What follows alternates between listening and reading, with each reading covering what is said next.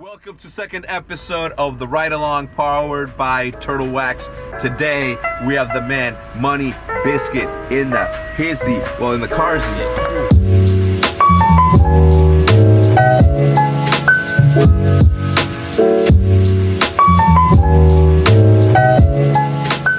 Cruise control at 33 right now. Cruise control at 33, so the camera doesn't fall, and we're good. So I'm gonna jump right into it. I'm gonna ask you a couple of questions, right, and I hope that you can answer them honestly, more than anything. First question: what was your first car? Like before the Camaro here, did you have a car? Like your I used to drive my grandfather's Hyundai Sonata a little bit. Yeah. Just like what color without was a license? It was like a penny color. Like copper. Copper, yeah. Copper. What was it?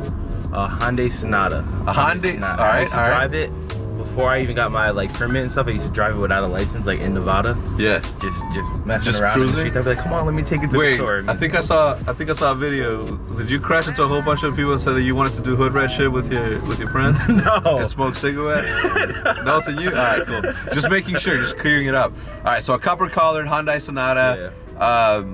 He still has it to this day. Did you take it and drive it? Well, all right, I'm not gonna lie, dude. He told me I when he's home, I could let go to the store with it. It's in the country, I don't have a license. It's not that big of a deal. Yeah. But when he used to go to work and leave the car there, I would get hungry throughout the day, so I might take it and get a sandwich. And they didn't have Grubhub back then. Exactly. Well, they didn't have Grubhub. Hell no. If your radio was broken, okay? Mm-hmm. If your radio was broken and you had one album playing on replay, you can't even turn the volume down. Okay, you're just driving and it's always playing. Is it a full album though? That's a good question. What would it be? If you want me to be honest, I do. On some real, I do. Like on a road trip. On a road trip. Probably just period. Probably like John Legend or something. John Legend? Something crazy like that. Well, yeah. It's not just a road trip. Your radio's broken on your car and you can't fix it. Yeah, probably something just groovy? Oldie, yeah, like a oldies vibe. I'm trying to think of Nickelback, not Nickelback, they're not really, yeah, they're old. Nickelback, I might throw in this a John Legend, something that'll bring the old vibes back, probably. Not the new stuff, though, for sure, not the new stuff. Not the new stuff. Probably nothing new. All right. So John Legend, I didn't ask the last time that I made the interview, but I think that it would have to be Wu-Tang Forever for me. Wu-Tang, yeah. Wu-Tang Forever because it's 30 songs. You know what I'm saying? Damn. It's 30 songs. It was a double EP, right? It was a side A or side B of whatever CD. Before you get on to anyway, so it'll be Wu-Tang Clan, Wu-Tang Forever.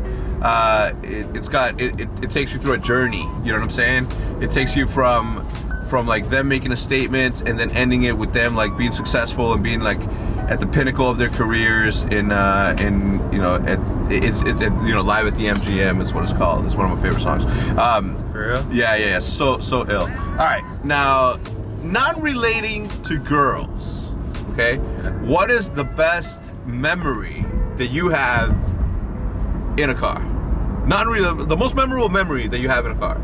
Whether it's a road trip, whether it was just an adventure that you went on, but it'd be really easy for you to be oh man, it's the first time I kissed a girl, that. So that's why I prefaced it with non-relating to girls. Which one? The moment I had in my car. Yeah, that's a good question. Probably or not. It just in any car. Any car. Probably either the road trip we took from Vegas to LA, me and Michael Maj, when we had the two SUVs. Yeah. Or when we all went to Columbus that one time in the van.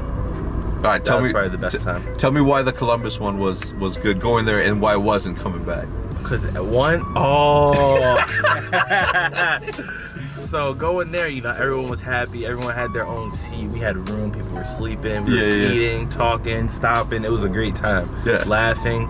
Then coming back, people decide they want to pick up people on the way back. Right? Yeah. And then now I'm X'd out of a seat and I gotta sit on the corner in a I don't even know, an 8-person van. It's got 10. Dude, I remember I remember. So I was like, I'm gonna buy a flight right now. I remember saying that, and then you go you're doing the face that you make. I wanted to laugh, but I knew that it was gonna be that you were legit salty. So what ended up happening is that we went there, and it was the right amount of people for that van size for everybody to fall asleep in their own personal space, nobody shoulder to shoulder, because we had luggage, we had everything. On the way back, however, somebody decided to pick up a girlfriend, and bring them back to the scuff house. Just imagine coming out of the hotel 6 a.m. the sun barely up, your eyes still kind of closed from a long night you had staying up in the hotel just doing crazy things, and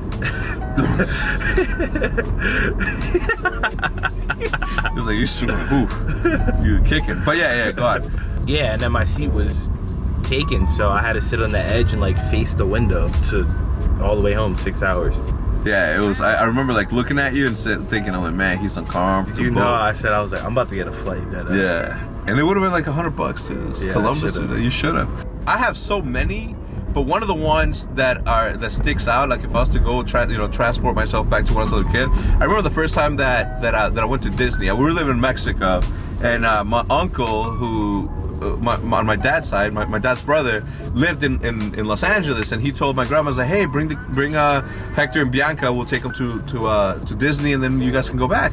And it was like a 15-hour drive, I think. I don't even remember. It might have been like 24 hours. But we went in one of those big old Mexican Econoline vans. You know what I'm saying? Have you ever seen those big ones with like massive seatings? Oh, yeah. You got the little tassels like on the front, right? Like straight up Mexican, right? I remember being in the back seat, and the floor had a hole in it, right? And I know because I was sitting there and I heard, and I remember hearing the whistle, and I'm looking for it. I'm a kid, right? I'm like 7 or 8 years old at the time, and I'm thinking to myself, I'm like, I hear it.